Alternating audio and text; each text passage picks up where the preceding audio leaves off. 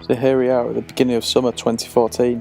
This is an edit we've created called Behind the Coals. It's a look into what we're doing. Introduce the team for 2014 and show you what to expect from a Forever Morzine holiday we have Callum this year. And Adam are the two support riders. Carl's a returning support driver who can also jump on his bike and climb every now and again. We have Paul who puts all this together and makes it happen. So day one, we're climbing called the Madeleine 25km climb. Callum was fresh back from England. He'd driven back to France the night before. The first thing we did was stuck him on his bike and sent him up a 25km climb. Longest 25k you've done? Yes, about double what I've done before. So that's first climb in France. Really? Yeah. We managed to keep a good cadence, spin up it. Yeah, that's an absolutely fantastic climb, obviously. Rewarding at the top as well. So after we'd done the Madeleine, Paul jumped on his bike and decided to climb the Glandon with Callum and Adam. It was nice and warm at the bottom, but once you got towards the top, the snow was appearing and furniture from the tour hanging around, and it's rewarding. So it's Tuesday morning. We just got out to the bottom of the Telegraph. Carl's joining us today. He's got all his kit on. We've got all the kit in the van, ready to go. Yesterday was pretty tough before I made it to the top. Chattering away, embarrassing me because I was completely out of breath. 4k to go, boy. Yeah, nearly there. Our driver just showing that he can ride as well. Well done. So once we got to the top of the Telegraph, everyone had the same comments. Beautiful views. And we all three of us climbed it together. It was a very good climb. After the Telegraph, we climbed the Galibier, and that was a different story altogether. The wind was battering us on the flat sections. It's pretty windy here, and we're giving the guys a bit of a helping hand. The wind is unbelievable. It's crazy, you can't even pedal. Adam on the other side here.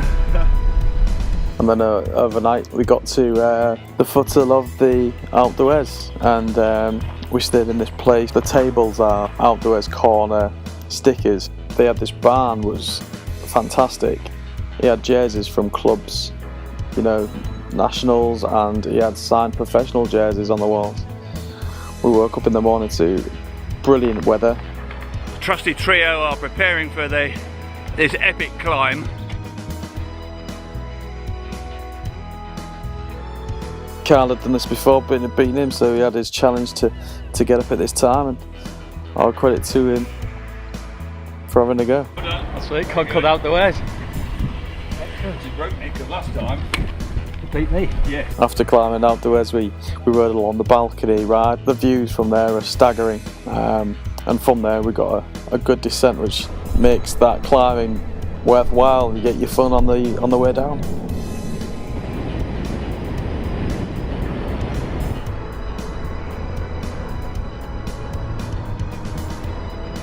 And when you get to the bottom of this descent, you've got a lovely massive lake to look at. The next day was called the Bonnet, and this one had the views all the way up, and you can see here the 3-metre wall of snow on the left. I think he was living in an igloo or something the way he's wrapped up. Look at him. We can't get to the very top. I don't know if you can see over there. You've got the basher is still actually cutting the road out, so we can't get to the top, unfortunately, to the highest road in all of Europe. But everyone's reaction was the same when you got to the top again. It's amazing, yeah. That was absolutely brilliant. It added to the altitude with the snow at the top. Unbelievable climb. We can't do the last 100 vertical, which is a bit of a shame, but I'm showing 27.20, which is high enough, I think. Then we got to play again on the descent on the way down at the Bonnet. And then the next day was on to Mont Ventoux. You know, it's got so much history there, so it's won and lost. And overnight it snowed on the top, so it looked like more of the moon than it did already. But it did really live up to its name. It's challenging all the way up, and once you pass Chalet Reynard, you can see the observatory all the way, and you just head for it. The views at the top are absolutely phenomenal.